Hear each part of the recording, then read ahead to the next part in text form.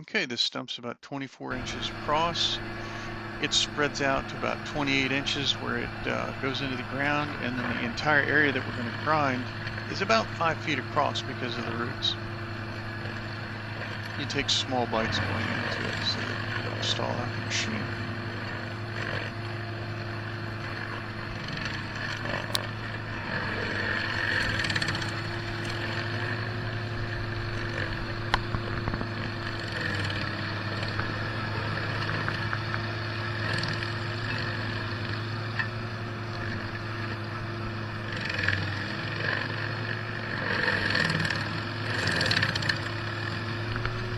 I should probably sharpen the teeth that are on this. Put a new set on there. That's why it's stalling just a little bit. Okay, so there are growth rings on a tree, and if you cut them from the edge, it's actually easier to grind the stump going into it sideways like this. So you kind of create a shelf or just an edge that you can move in from. Because a lot of guys, they'll try to grind from the top, and it actually just doesn't work as well or as easily. Okay, I've got a pattern going here.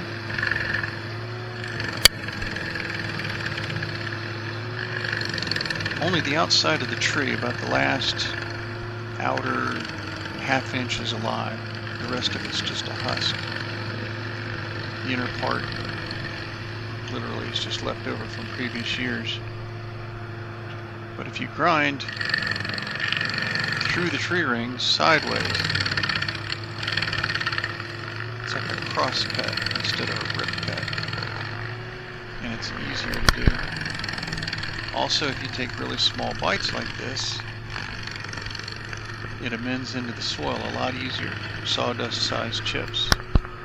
A lot of the guys come in there and take giant chunks out. It just doesn't decay as quick. This mixes it with the soil.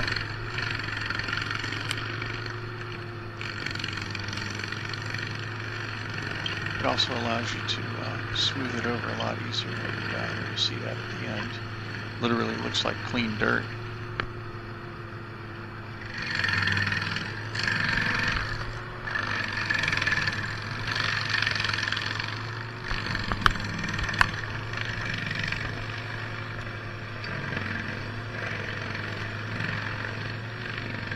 As I get lower into the stump and actually get under it,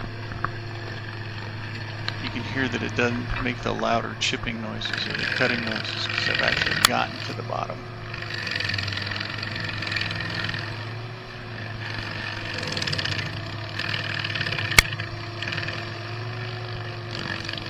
If you do it like this, it's a lot less work for cleanup.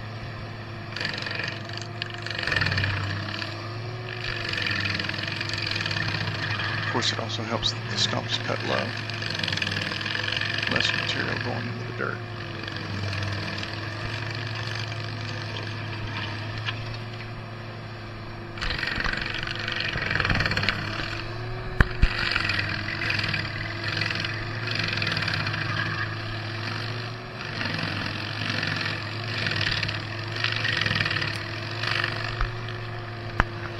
Yeah, definitely need to sharpen these teeth. I wouldn't have to, start and stop and start and stop. The beauty of having a remote control is being able to see exactly where you're cutting.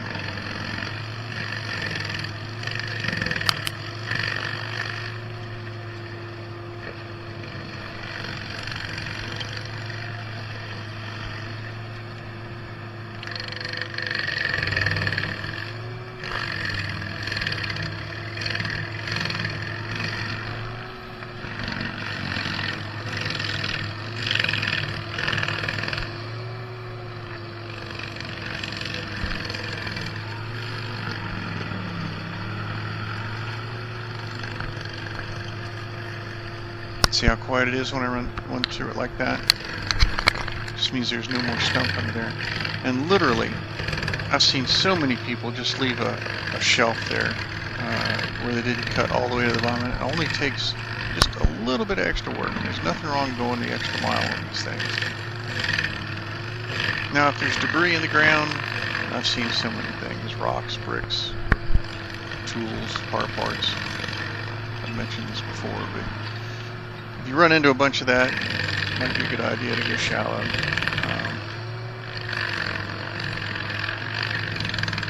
You have to look out for utilities. You've got your gas, electric, phone, water. Communication lines are the ones that you really have to watch out for, because all the other utilities will put them down to the correct depth, where the communications guys, I've seen them as shallow as 1 inch. FiOS, they'll put theirs down probably 8 inches. Just regular cable and phone lines, that's the 1 inches that you got to watch out for. Those sprinkler heads, you don't want to run over those. And this utility will not mark anything coming out of the house. So if you've got a shed that's got power going to it, don't think this utility is going to mark it, because they only mark the power going into the house. If you've got a sprinkler system, this utility will not mark it. If you've got a sewer line, this utility will not mark it, because it's coming out of the house. Fortunately, most of the sewer lines are right beside the water line. Most, not all.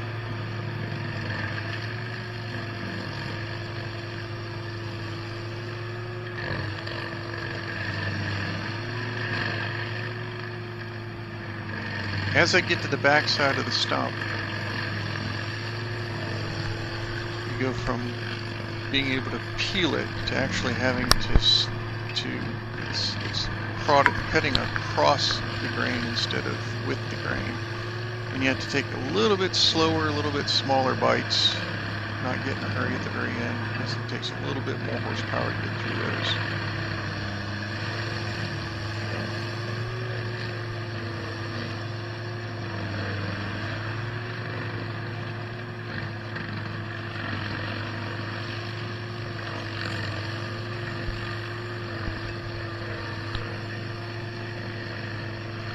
Normally this much dust isn't quite thrown up. It's a little dry here, but you can see how deep the roots are going once you get further and further from the stump. They don't usually always run along the top, although some types of trees do, like silver maples are the worst. Okay, time to clean up my mess. Reposition a little bit so that I can get the blade towards the pile.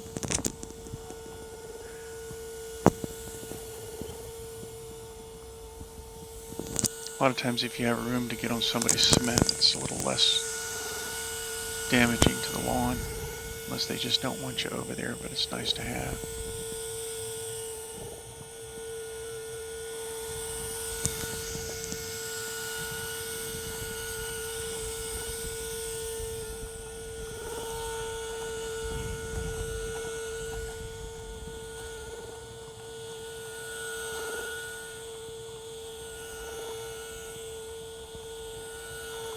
Alright, time to fill this thing in. We're going to fast forward a little bit for you so you don't have to watch the whole process, but it'll basically show me running over this thing several times, pushing the pile in, and then running over it and then smoothing it.